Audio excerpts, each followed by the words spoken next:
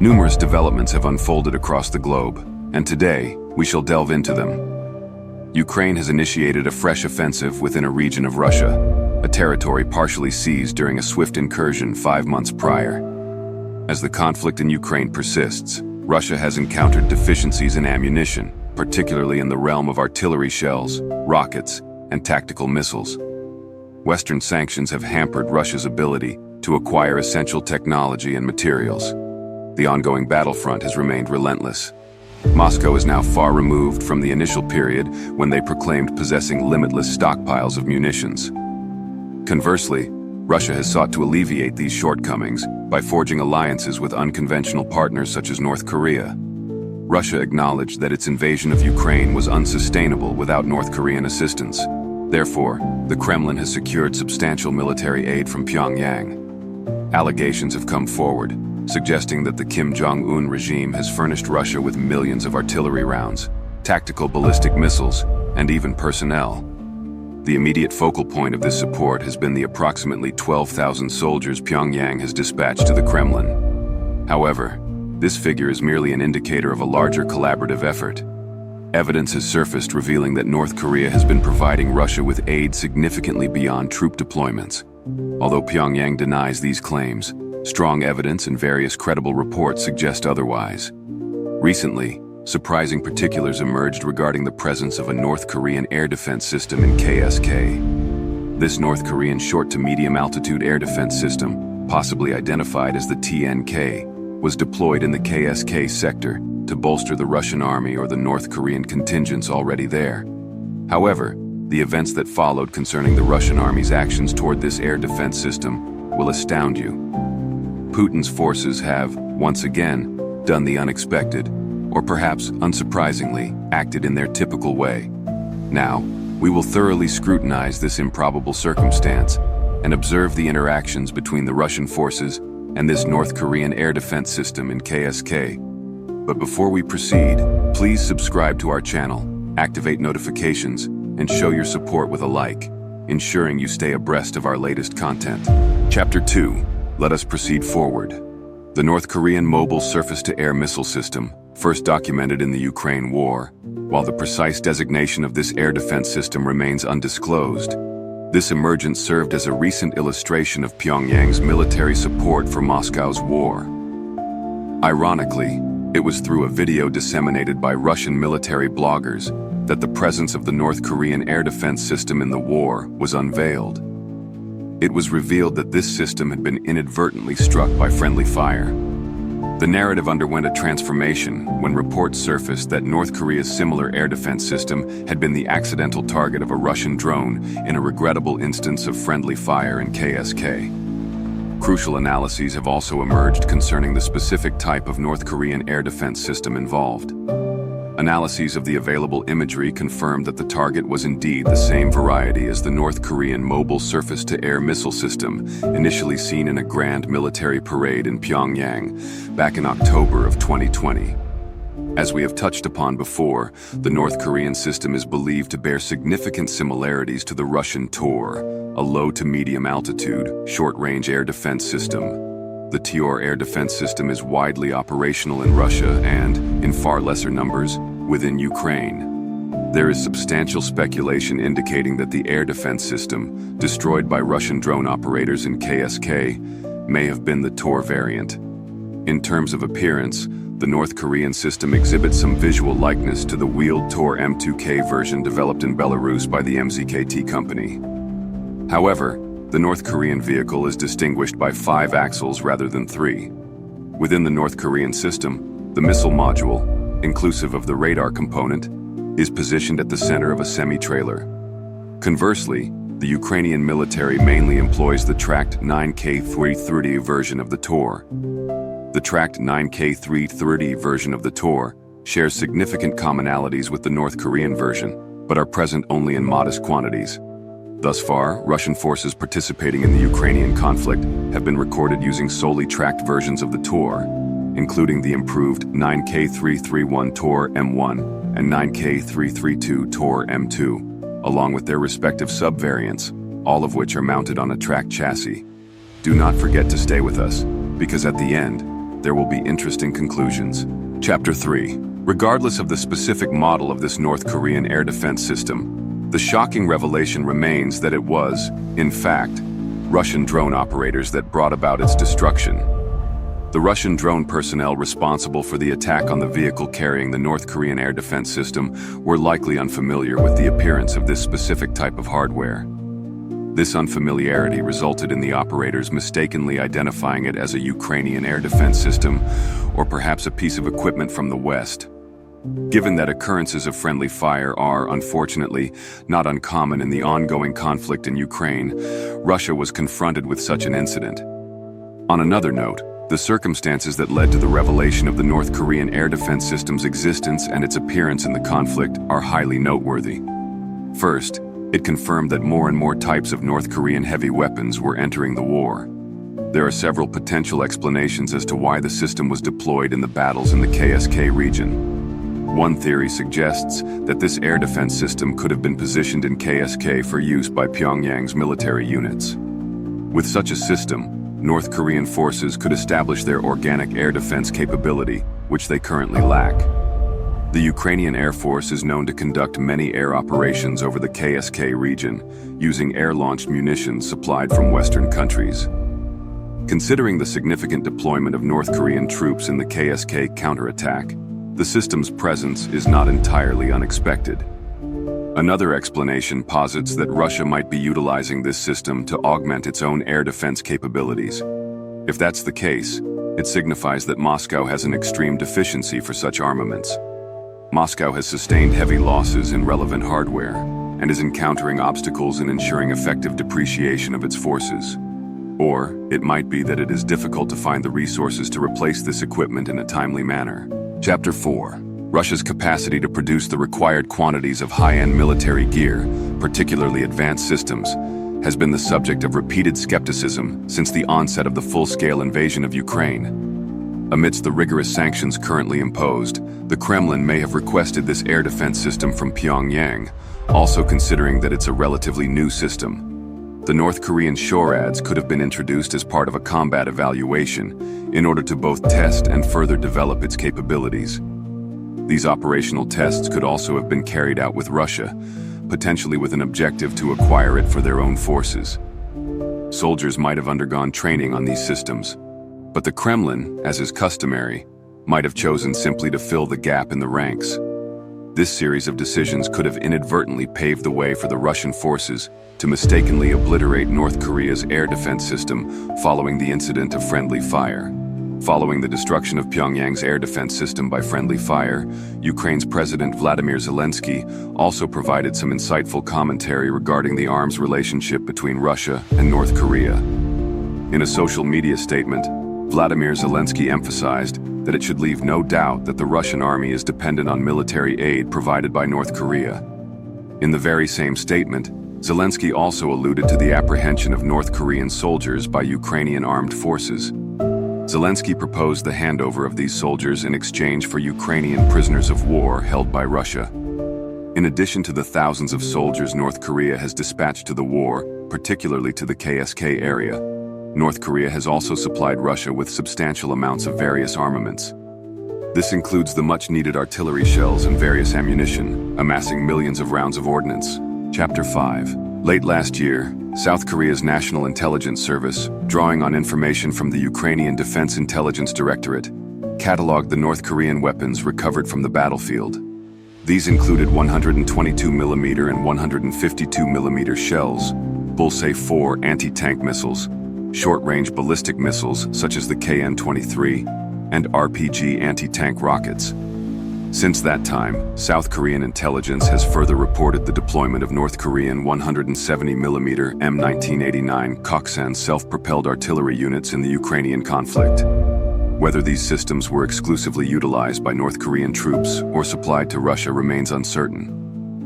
Russia's ground-based air defense technologies are much more advanced than the systems developed by North Korea, and point defense, in particular, is one of Pyongyang's weakest military skill sets. However, given the Russian military's considerable losses, which include a substantial number of air defense systems, the possibility that the Kremlin has received assistance from Pyongyang in this capacity cannot be ruled out. At present, North Korea has made significant progress in ground-based air defenses in recent times, though the primary focus of these efforts has been on a longer-range surface-to-air missile system. Pyongyang may have disclosed these key advancements to the Moscow regime. It is also clear that there is a quid pro quo element for North Korea's military support to Russia. North Korea has received Russian air defense systems as an exchange for its support of the Kremlin's war in Ukraine. This critical development was again disclosed by South Korean officials. According to Shin Won-sik, a senior security advisor to South Korean President Yoon Suk-yeol, Russia provided surface-to-air missiles and other unspecific air defense equipment. Shin asserted that these systems would be utilized to bolster the air defenses of the North Korean capital, Pyongyang. While the particular type of air defense system was not disclosed, Lee Il-woo, an expert from the Korea Defense Network in South Korea, suggested that the S-400 surface-to-air missile system was the most probable candidate. Chapter 6. The S-400 combines long-range surface-to-air missiles, launchers, ground-based radar systems, and other components, positioning it as one of the most sophisticated systems available worldwide. The S-400s have been widely deployed by Russia, including during the conflict in Ukraine, and it has also been exported to Algeria, Belarus, China, India, and Turkey. The S-400 boasts a maximum range of up to 250 miles, capable of targeting low-level ballistic missiles, as well as aircraft and cruise missiles. It is certainly ironic that this news comes to light after Russia destroyed a North Korean air defense system in KSK. Experts interpret Russia's provision of the S-400s as compensation for North Korea's losses in KSK. However, do S-400 air defense systems make sense for North Korea? The S-400 would be viable for North Korea in a strategic role focused on the protection of Pyongyang, particularly since the country is deficient in modern air defense systems of this class. The defense of the capital relies mainly on mostly antiquated surface-to-air missiles and anti-aircraft artillery. Although North Korea declares to have operationally deployed the locally developed KN-06 long-range surface-to-air missile system, also known as Pong-5, back in 2017, its present operational status remains unclear. Even with wider deployment, this North Korean system is likely to be less capable than the S-400. The KN-06 is thought to be modeled after the Chinese HQ-9 system, which in turn is an evolution of the Russian S-300, itself an air defense system, and a full generation behind the S-400. Therefore, the S-400 air defense systems are perceived as a functional option for North Korea. Regardless, other air defense equipment could also be supplied by Russia. Chapter 7. According to Kim Dae-young, a military expert at the Korea National Strategy Research Institute, counter-drone equipment could also be of specific interest to North Korea. This is because North Korea faces an increasing threat from drones emanating from South Korea and the United States. In parallel, long-range S-300s, or even the Panzer series of short-range air defense systems, could be among the military resources North Korea seeks from Russia in the future. The North Korean side may also request unmanned aerial vehicles, given that drones are of great significance for Pyongyang. The importance of drones for Pyongyang was emphasized once again by military experts after North Korea accused South Korea of employing drones to disseminate propaganda leaflets over its capital. Videos disclosed by North Korean authorities displayed two distinct types of drones. This occurred after North Korea released balloons filled with feces and garbage into the south, in what was seen as a campaign of disruption that coincided with a period of heightened tensions across the peninsula that had begun this summer. South Korea has refrained from confirming if they were behind the alleged drone flights.